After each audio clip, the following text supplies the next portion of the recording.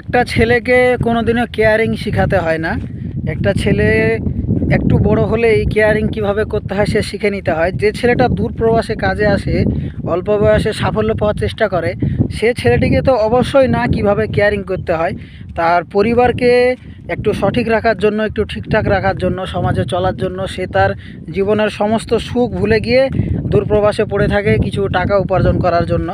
এই সমাজে টাকা ছাড়া কিছুই চলে না, তাই টাকা ইনকাম করলে সব কিছুই সম্ভব হয়।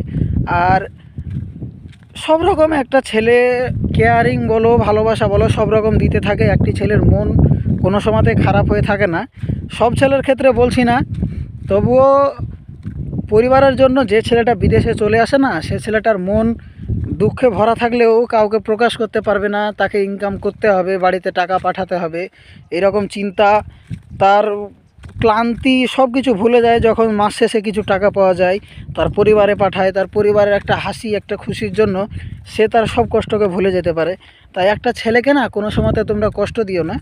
একটা ছেলেকে সবসময় ভালোবাসার চেষ্টা করো, একটা ছেলেকে সবসময় উৎসাহিত করো, একটা ছেলেকে সবসময় সাহস দেওয়ার চেষ্টা করো এবং সে ছেলেটির সাথে মিশে থাকার চেষ্টা করো। দেখবে সে ছেলেটি তোমাকেও ভালোবাসবে।